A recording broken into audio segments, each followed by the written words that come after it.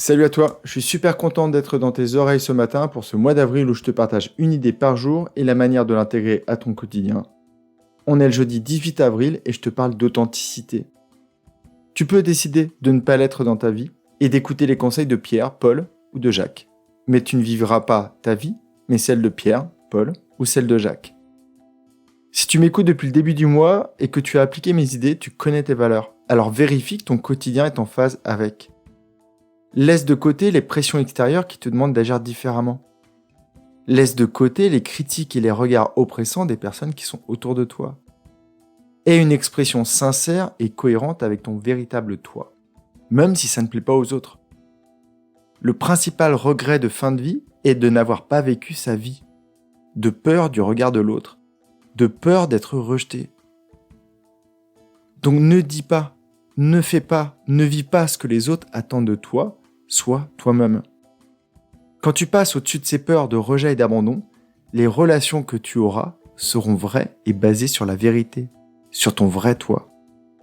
Quand tu es authentique avec toi-même, ton stress et ta pression s'évanouissent car tu n'as pas à apprendre des textes. Tu n'as pas à jouer. Tu n'as pas à mentir. Tu es honnête tout le temps, authentique, sincère. Les gens te prennent comme tu es ou ne te prennent pas. Plus tu es authentique, plus tu te découvres, car au fil des jours, tu mets le doigt sur tes faiblesses, sur tes forces, sur ce qui te fait vibrer, ou au contraire, ce qui ne te fait pas vibrer. Et ça te permet d'avancer. Alors comment faire ça ? Peut-être en commençant par écouter ton guide intérieur.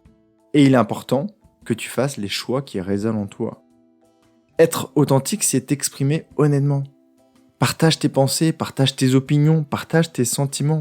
Tu as le droit de ressentir la colère quand tes amis ne respectent pas une de tes valeurs. Dis-lui de la bonne manière. Tu as le droit de ressentir de la peur en parlant à un manager quand il hausse la voix. Ne bafoue pas ton intégrité personnelle en laissant d'autres dépasser les limites que tu t'es données. Un bon moyen d'exprimer ton authenticité, c'est de reconnaître tes doutes et tes imperfections. Rappelle-toi, c'est ce que j'avais fait dans un épisode où je parlais d'une colère que j'avais eue sur ma petite fille. Je pourrais dire que je suis le coach parfait. Je suis la personne parfaite avec ma conjointe. Tout roule, avec ma petite fille, tout roule, je suis toujours hyper correct. Mais ce n'est pas le cas. Je suis humain, je suis imparfait, comme toi, comme toutes les personnes qui nous entourent. Et quand tu partages tes erreurs, tes doutes, tes craintes, ça te permet d'être plus authentique et plus sincère. Et ça autorise les autres à l'être avec toi. L'authenticité, c'est loin d'être un long fleuve tranquille. Car beaucoup de personnes autour de toi vont essayer de te faire être comme ils aimeraient que tu sois. Mais garde ta ligne directrice.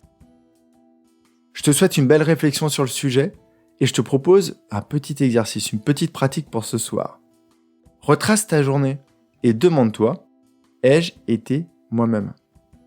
Ai-je été authentique lors de cette réunion ?